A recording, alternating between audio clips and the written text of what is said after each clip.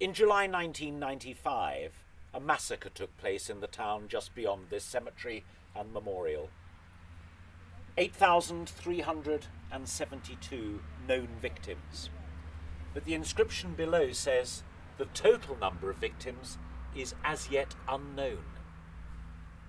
The remains of some of those who have been found and identified in this remarkable place, this cemetery and monument to the massacre. And here, a list of the towns and the villages where people came seeking sanctuary. And the most infamous name of all, Srebrenica, the town they came to, expecting the protection of the United Nations. But in fact, they were slaughtered here, slaughtered in their hundreds and in their thousands. It was a bleak time, one of the darkest moments in our history of man's inhumanity to man. But from all of those horrors, there is hope.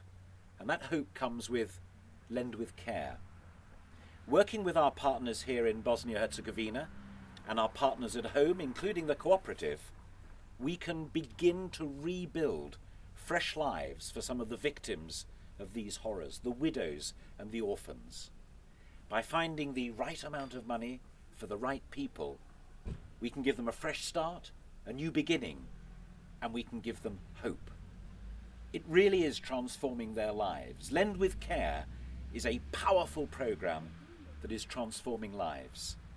And I want to tell you just a few examples, a few stories that prove that point. We meet Tifa, a qualified lawyer, her husband Mustafa, a policeman, and their two beautiful girls aged 5 and 6. At the outbreak of war, Mustafa fled to the mountains with his father and brother. Most refugees clung together in a big group and were caught and slaughtered. Mustafa was among those who broke away and survived. The family is lucky. They enjoy a modest income and live on a small holding of family land.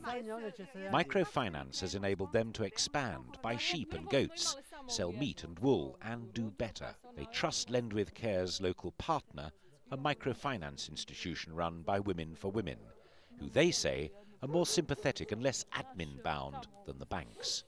They make their payments, and their dream is economic independence.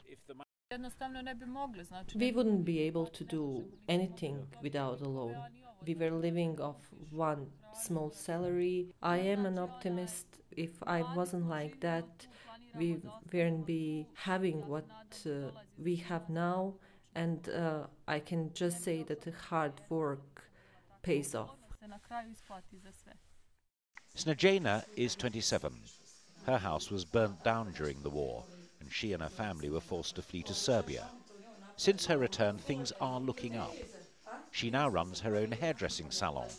She worked in one, borrowed £430, trained, and set up her own business.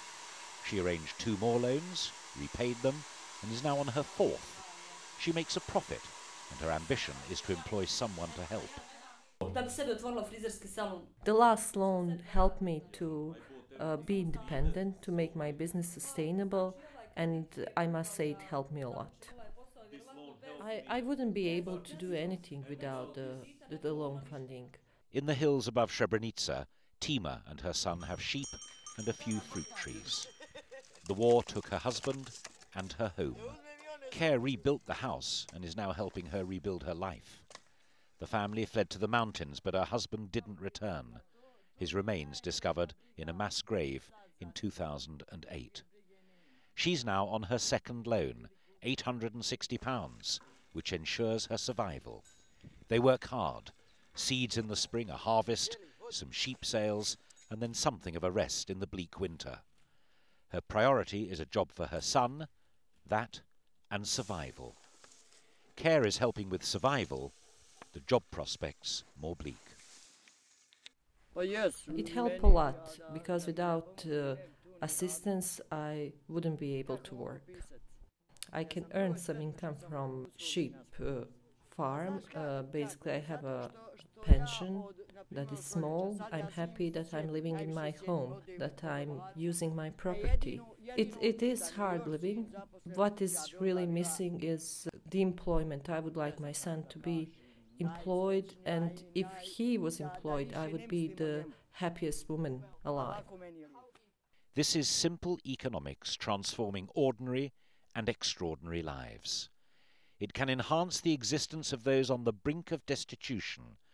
It can take a low-wage group of survivors to a new level, and it can salvage lives like Tima's from utter destitution.